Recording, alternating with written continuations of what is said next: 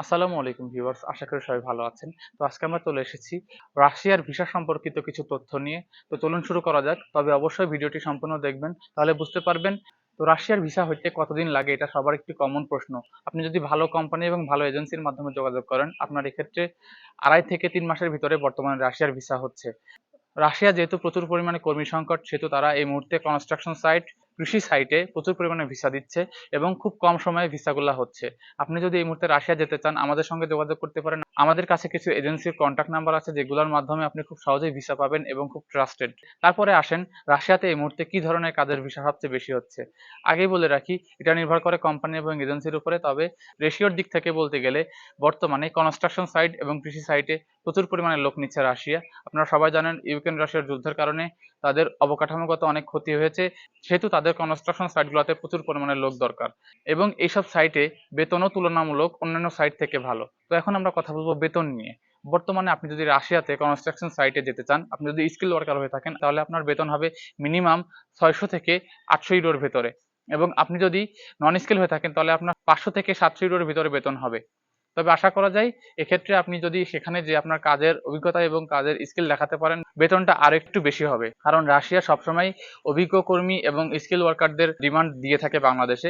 বাংলাদেশ থেকে তারা প্রচুর পরিমাণে ওয়েল্ডার, ড্রাইভার এবং কনস্ট্রাকশন সাইডের কিছু কিছু ক্ষেত্রে তারা প্রচুর পরিমাণে ভিসা দিয়েছে।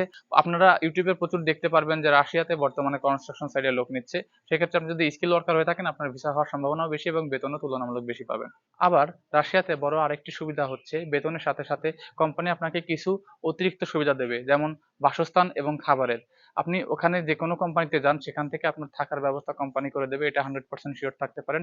এবং খাবার ব্যবস্থা বাংলাদেশিদের জন্য তারা আলাদাভাবে করে, সেখানে তারা আলাদা মিল সিস্টেম করেছে এবং মেনু সিস্টেম করেছে। আপনি যদি সেই নির্দিষ্ট কিছু কোম্পানিতে যেতে পারেন, সেখানে আপনার খাওয়ার ব্যবস্থা তারাই করে দেবে, আপনাকে কোনো রান্না বান্নার ঝামেলা করতে হবে না। তাদের মিল সিস্টেম আছে এবং ক্যাটারিং সিস্টেম আছে, আপনি যেখানে থাকবেন সেখানে আপনার খাবার পৌঁছে দেবে। এ ধরনের কিছু কোম্পানি আমরা দেখেছি পূর্ববর্তী ভিডিওগুলোতে, আমরা সেগুলো শেয়ারও করেছি। তো আপনি যদি এই মুহূর্তে রাশিয়া যেতে চান, আপনার খরচ পড়বে কত সে বিষয়ে নিয়ে আমরা যদি কথা বলি, সেক্ষেত্রে আপনার 6 থেকে 8 লক্ষ টাকার ভিতরে খরচ পড়বে।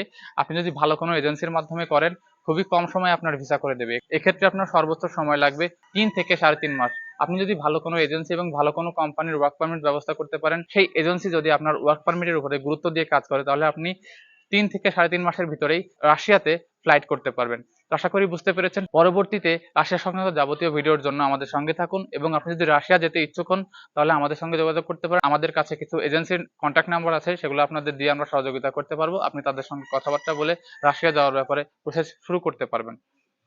তো পরবর্তী ভিডিওর জন্য আমাদের সঙ্গে থাকুন। আল্লাহ হাফেজ।